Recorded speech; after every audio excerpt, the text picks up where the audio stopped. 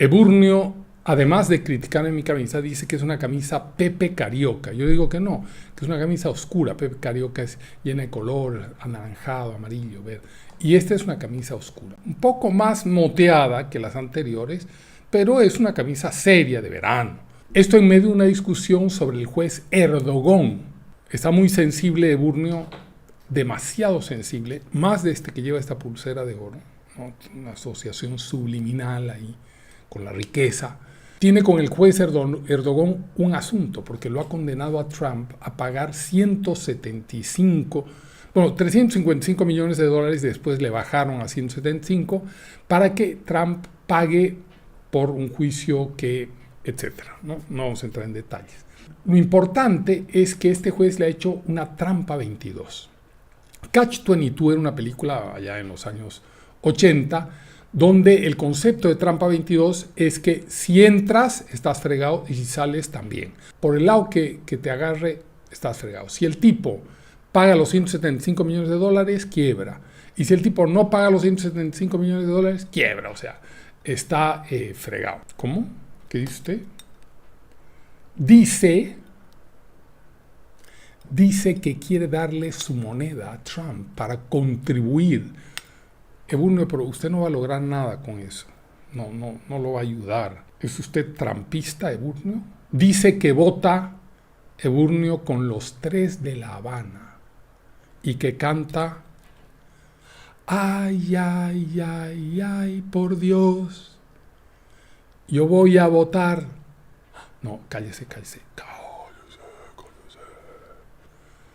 Vamos a perder clientela si usted sigue con esa canción. O ganar, pero no podemos. Eburnio, usted no se puede pronunciar. Calma, pueblo. El tema de hoy es el fin del capitalismo.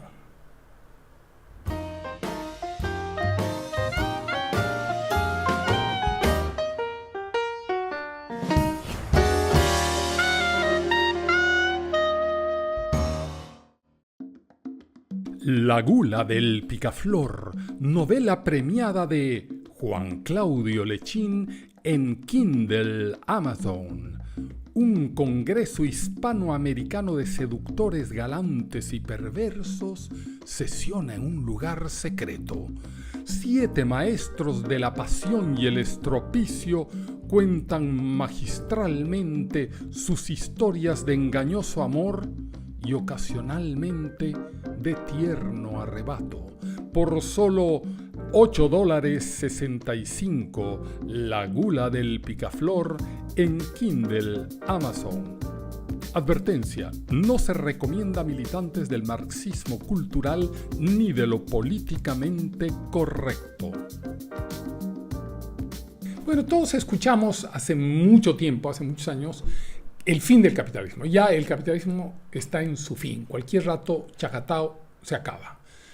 Marx ya lo dijo en el siglo XIX, a principios, por ahí, el 40, mediados del siglo XIX, que el capitalismo, que era un sistema perverso, iba a llegar a su fin porque lo iba a derrotar un adalid mesiánico, un tipo macanudo, que era el proletario, que era víctima del capitalismo, ¿no? Y como víctima, el proletario se iba a levantar en armas y iba a dar al capitalismo y lo iba a matar. Bueno, lo cierto es que el capitalismo en verdad es otra cosa. El capitalismo, por ejemplo, si lo vemos a partir de números, a partir de data, vemos la curva de Angus Madison. Angus Madison hace una curva sobre el PBI per cápita desde el año 0 hasta el siglo XX. Entonces, lo extraño de esta curva de Angus es que el Producto Interno Bruto per cápita de la humanidad, creo que lo hemos dicho en algún otro programa, es plano, no crece desde el año 0. Y llega la invención de la máquina de vapor y el capitalismo y esa curva empieza a crecer de manera exponencial. O sea, el Producto Interno Bruto ha crecido desde la presencia del capitalismo de una manera brutal, exagerada. Con ello se cumplía un viejo mito, o no uno, se cumplían varios viejos mitos. Por ejemplo, el país de las Amazonas, ¿no? Donde estaba lleno de oro. la fuente de la eterna juventud. Íbamos a beber, todos íbamos a ser jóvenes, todos íbamos a tener medicina y salud. De eso se trata la fuente de la eterna juventud. El país de Cibo, la pura riqueza. La casa del preste Juan. El valle de los ríos de miel y las manzanas de oro. Bueno, todos esos mitos de la historia humana, cuando llegó el capitalismo, empezaron a ser una realidad.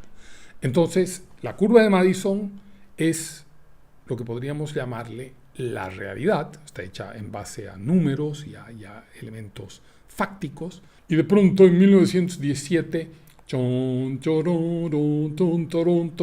llega la Revolución Rusa. La Revolución Rusa decide acabar con el capitalismo.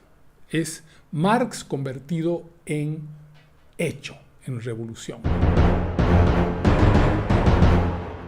Por lo tanto, camarada Lenin hace exactamente lo que dice Marx, acaba con los propietarios de los medios de producción, acaba con la explotación del hombre por el hombre, y supongo que en una de esas reuniones, en el Comité Central, en el Politburó, dice, bueno, ya hemos acabado con los campesinos ricos, con la nobleza, y ahora, ¿cómo manejamos el Estado? Entonces, el camarada Lenin, que era un pelirrojo muy astuto, seguramente dijo, bueno, solamente queda que el buen Estado, que somos nosotros, somos los que traemos la revolución mesiánica, nos hagamos cargo de contratar el trabajo de la gente. A ver, y manda a Kamenev, Zinoviev, a los estudiosos de Marx, ¿no? Porque Lenin se regía por Marx de una manera matemática, exacta. Compañero dice en alguna parte Marx que el Estado no debe explotar. No, pues puta, le pegan unas lecturas. Radek, Kamenev, Zinoviev. Dice, no. De lo que habla es de que no puede ser explotado por un privado. El Estado lo puede explotar. Bueno, pues meta. Y ahí nace la economía planificada. Entonces el Estado contrata a Raimundo y todo el mundo, y el Estado, bueno, inteligente, visionario, no es un burgués cualquiera, explotador ahí, que no quiere chupar la sangre del prójimo. El Estado bueno va a planificar. Entonces, ¿qué hacen? Venden un ideal, ¿no? Porque le van quitando a la gente sus cositas, la gente se enoja, protesta, pero junto a matar un montón de gente, van vendiendo un ideal, ¿no? Esta es la verdadera revolución, aquí viene la hermandad humana, esto es lo que hemos querido durante miles de años, ¿no? Y de pronto tenemos a dos elementos, la curva de Madison, que habla de la realidad, y la Revolución Rusa, que vende un ideal. En adelante, a partir de ese momento, va a ser una gran lucha entre ideal y realidad. Esa va a ser la gran contradicción que va a llevar la historia del globo terráqueo a partir de la Revolución del 17. Eso va a traer como consecuencia que la siguiente contradicción sea en la economía. Si en la filosofía es ideal versus realidad, en la economía es economía planificada, que es el ideal, nosotros vamos a hacerlo todo bien, versus el libre mercado. Y en la política, en los sistemas políticos, es el sistema comunista o socialista, como le llamaban así para edulcorarlo, y el capitalismo. Entonces, ¿no? Vamos a ver esos tres grandes elementos. Ideal versus realidad, comunismo versus capitalismo, y economía planificada versus libre mercado. Y hoy comienza la historia, y pronto, anunciado ya en el siglo XIX, el fin del capitalismo. Para eso ha llegado la Revolución Rusa, la revolución que después sería soviética. De pie los pobres del mundo, de la Unión Soviética. Y Eburnio saludando, ¡sa! No, Eburnio es con el puño, es el saludo fascista, a la vez se confunde un poco.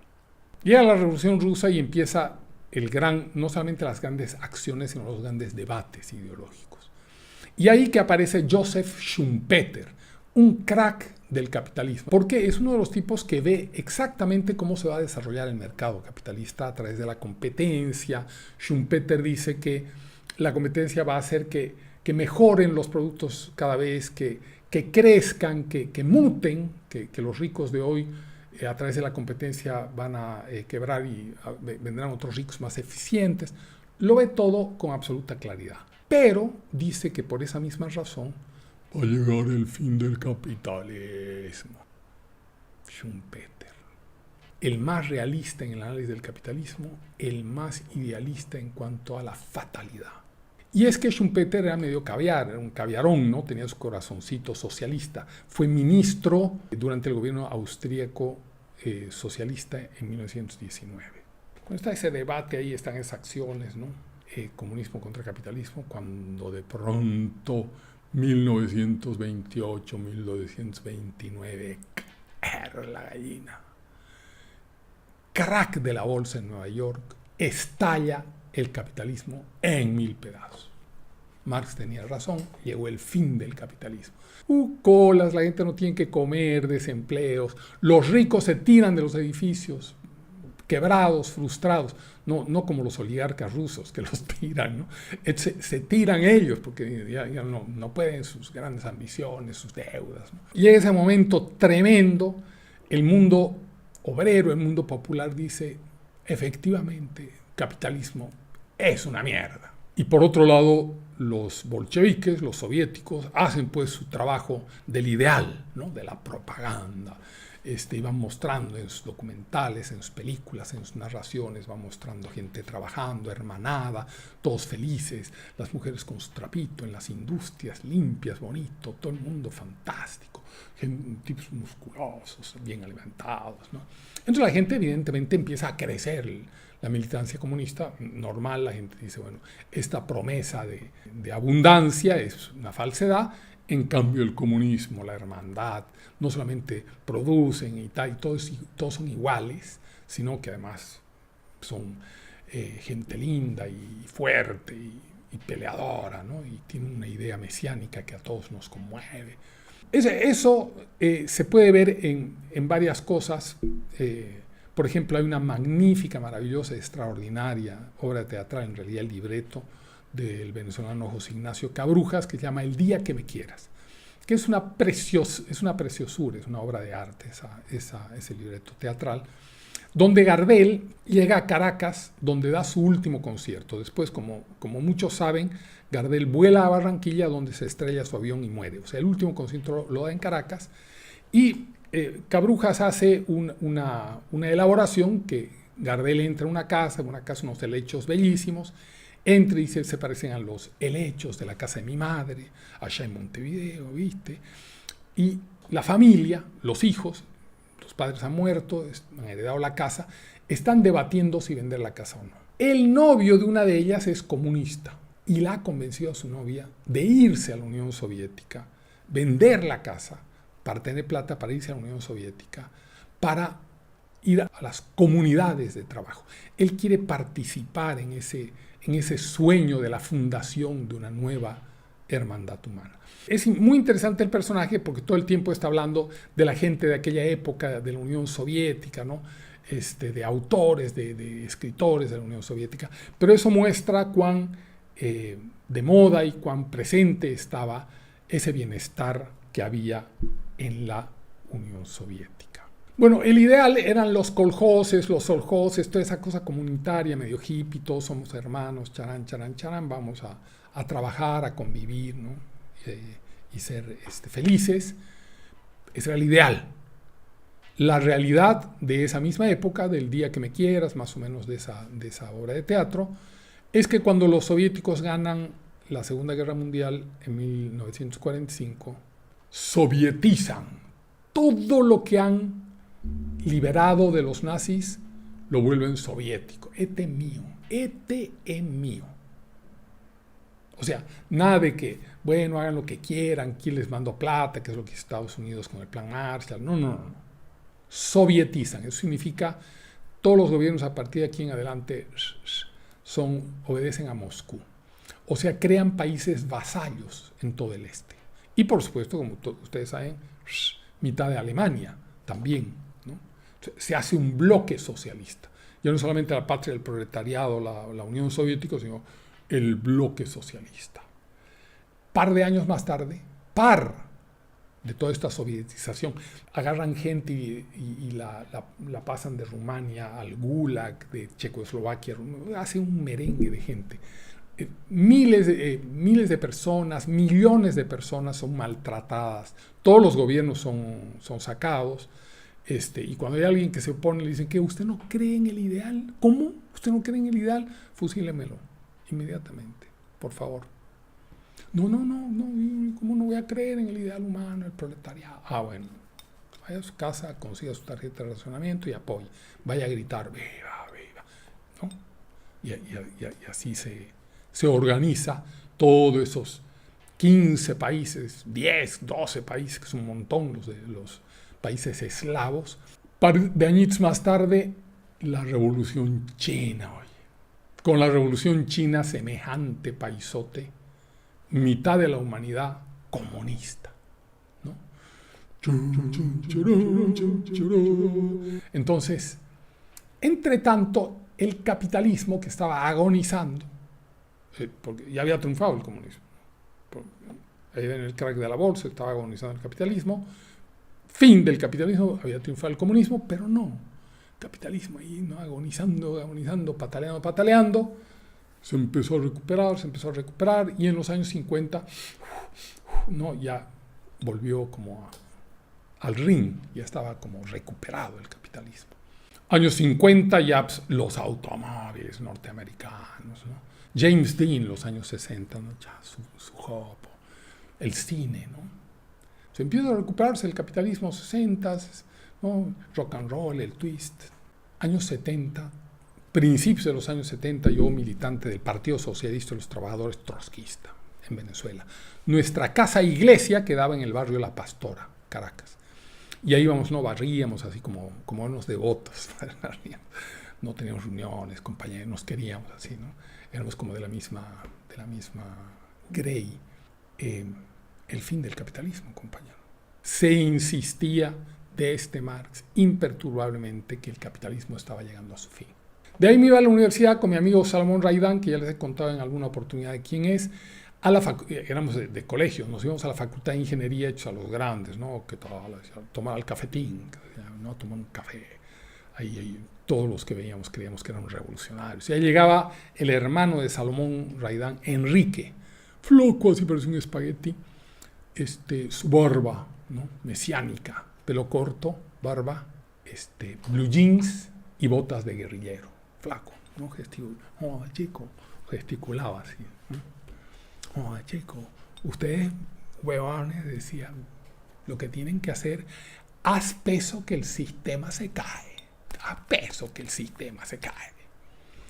Bueno, esa consigna, haz peso que el sistema se cae, era una consigna que tenía el Poder Joven, que era una organización indefinida, sin liderazgos, que era un rebote precioso que tuvo el Mayo francés en Venezuela. Entonces, era un lugar donde todos queríamos estar, ¿no? Las asambleas de ingeniería eran del Poder Joven, ¿no?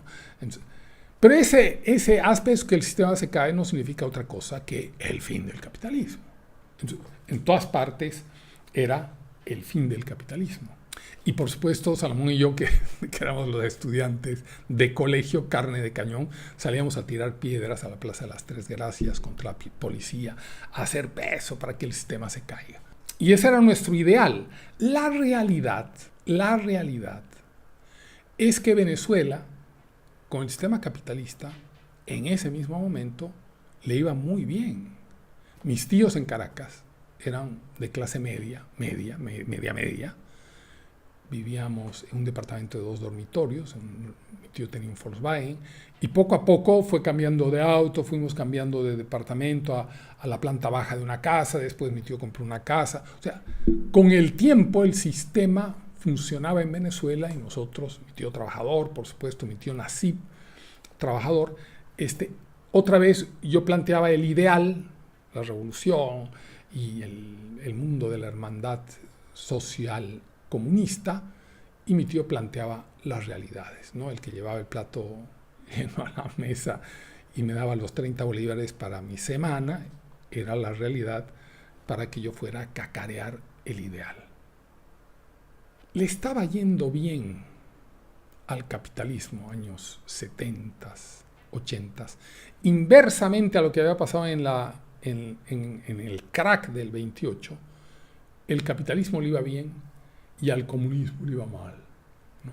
La Unión Soviética tenía 30 años con una caída del PIB, o por lo menos no crecimiento del Producto Interno Bruto. La economía planificada está demostrando ser inservible, absolutamente inservible, y los soviéticos, los rusos, es decir, los soviéticos cada vez estaban en problemas económicos mucho más fuertes.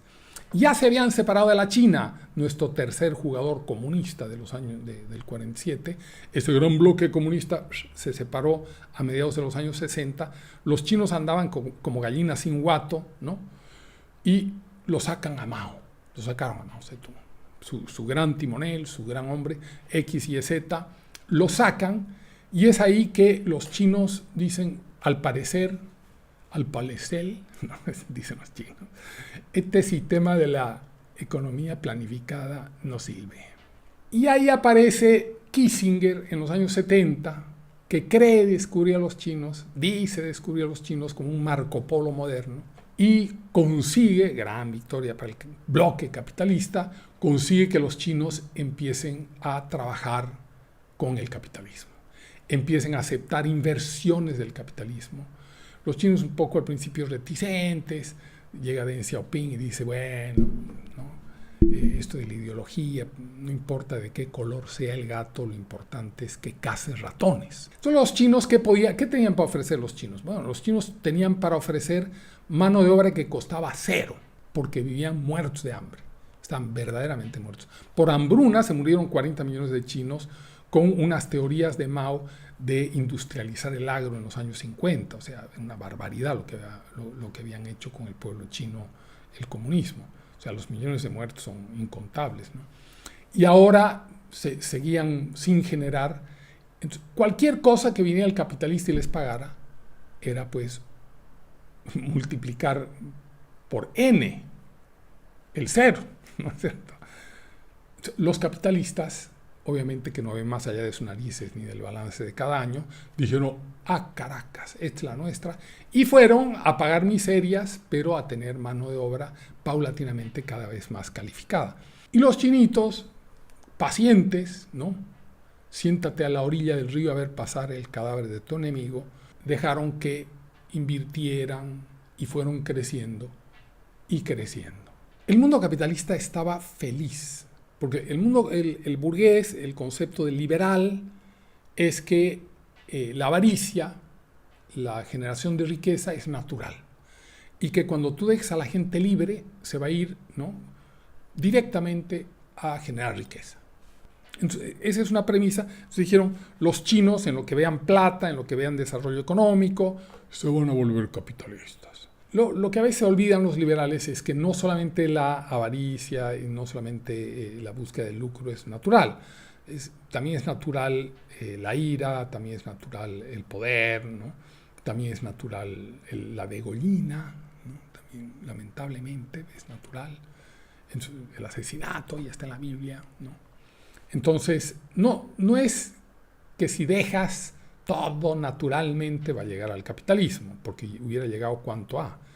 Entonces, pero la filosofía, sobre todo norteamericana, eso es así como un dogma, ¿no? Tú muéstrale $1 hecho por su trabajo a alguien y se envicia con el capitalismo. Y esperaban que la China se enviciara con el capitalismo y más pronto que tarde se uniera al gran bloque del capitalismo mundial.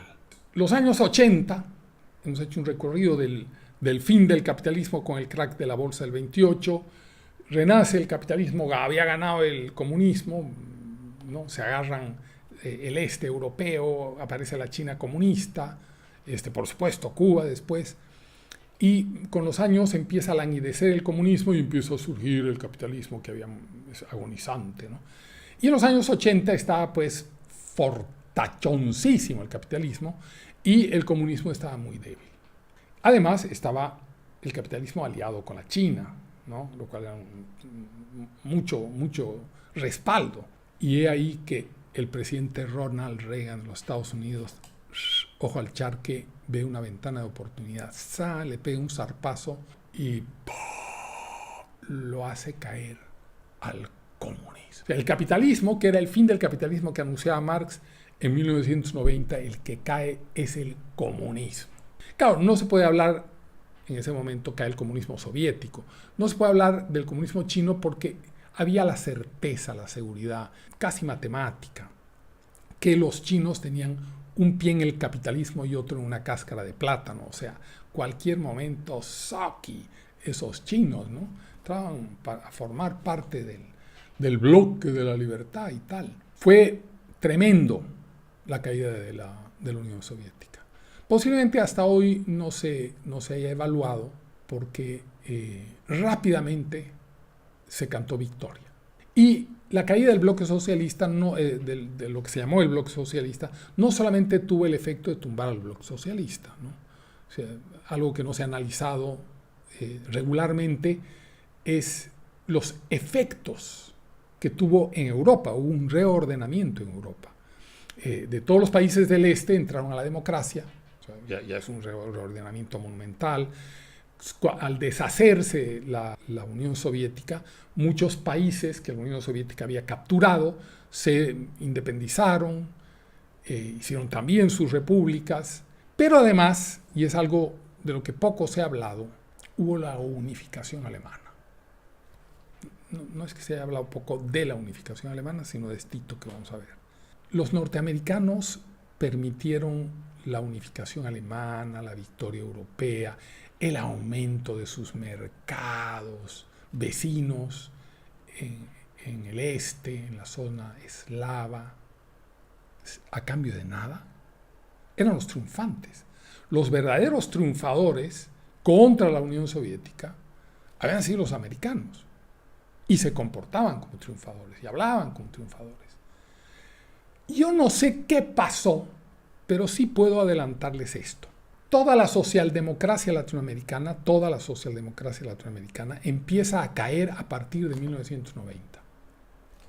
En 1990 cae Collor de Mello. Aquí tengo mis chanchullos, ¿no?